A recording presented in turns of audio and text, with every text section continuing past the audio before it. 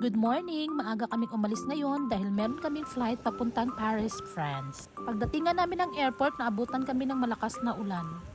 At dahil wala po kaming dalang payong, dumaan muna kami dito sa Starbucks para uminom ng mainit na kape.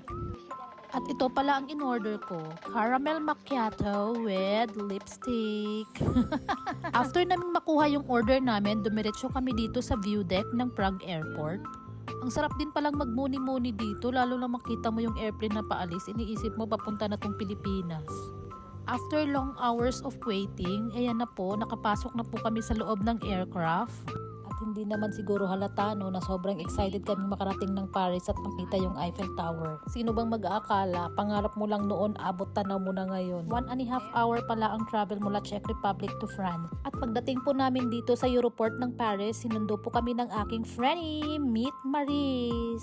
After nga po namin maka-check-in, dumiretso kami dito sa Trocadero kung saan dito po yung location ng Eiffel Tower. Mga 9:30 na pala to ng gabi dahil kumain muna pala kami dahil sa sobrang gutom na. At ayan na nga po guys, nag-shining shimmering na po ang ating Eiffel Tower. Sobrang ganda niya. Grabe, nakaka-amaze talaga.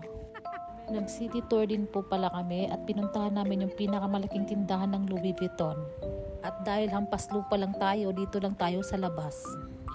O diba Shala, akala mo kung anong ginagawa, picture-picture lang pala. Ito rin pala yung kuha namin sa Louvre Museum at sa Arc de Triomphe. At bumalik din po pala kami sa Trocadero para makita yung Eiffel Tower sa umaga.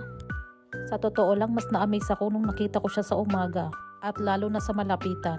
At after namin dito, dumiretso kami ng Sacré-Cœur. At syempre, hindi kumpletong Paris tour natin pag wala tayong Disneyland.